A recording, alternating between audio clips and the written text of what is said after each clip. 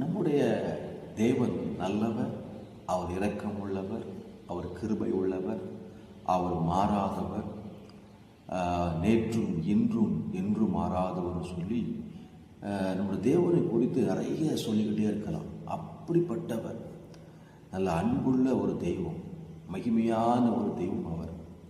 அந்த தெய்வம் உங்களுக்கு சொல்லுகிறார். ஏசாயா 48ஆம் அதிகாரம் 17வது வசனத்தில் நாம் வாசிக்கும் பொழுது, இஸ்ரவேலின் பரிசுத்தராக இருக்கிற உன் மீட்பரான கர்த்தர் சொல்லுகிறதாவது, பிரயோஜனமாக இருக்கிறதை உனக்கு போதித்து நீ நடக்க வேண்டிய வழியிலே உன்னை நடத்துகிற உன் தேவனாகிய கர்த்தர் நானே. ஆண்டவர் நமக்கு பிரயோஜனமான காரியங்களை கற்றுக் கொடுக்கிறவர், நல்ல காரியங்களை கற்றுக் கொடுக்கிறவர். அவர் எதையெல்லாம் பிதாவிடத்தில் கற்றுக்கொண்டாரோ அந்த காரியத்தை நமக்கு கற்றுக் கொடுக்கிறார். எப்படி கற்றுக் கொடுக்கிறார்?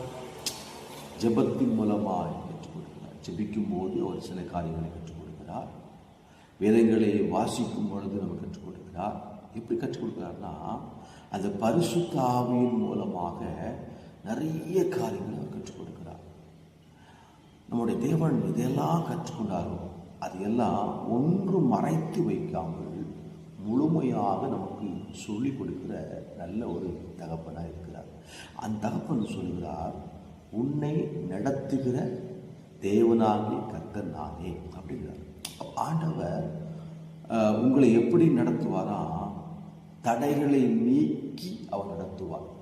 நம்ம வாழ்க்கையில் நிறைய தடைகள், வாழ்க்கையில், குடும்ப வாழ்க்கையில், வேலை ஸ்தலத்தில், ஆசீர்வாதத்தில் நிறைய தடைகள். தேவன் சொல்றாரு, தடைகளை நீக்கி போடுகிறவர். அவர் யார் தெரியுமா? தடைகளை நீக்கி போடுகிறவர், நமக்கு முன்பாக வழிகளை உண்டாக்குகிறவர். வேதம் சொல்கிறது, இதோ திறந்த வாசலை உனக்கு முன்பாக வைத்திருக்கிறேன், அதை ஒருவன் என்ன செய்ய மாட்டான், பூட்ட மாட்டான் என்று வேதம் சொல்கிறது. அப்போ நம்முடைய ஆண்டவராகிய இயேசு கிறிஸ்துவானவர் நமக்கு முன்னே செல்லும் பொழுது பாதைகள் உண்டாகிறது, வழிகள் திறக்கப்படுகிறது, தடைகள் மாறுகிறது, சூழ்நிலைகள் மாறுகிறது, பிரச்சனைகள் மாறுகிறது, சத்ரு நமக்கு விரோதமாக எழும்ப முடியாது. ஏன் தெரியுமா? அவர் உனக்கு முன்பாக செல்லுகிற ஒரு நல்ல ஒரு தகப்பனாக இருக்கிறார்.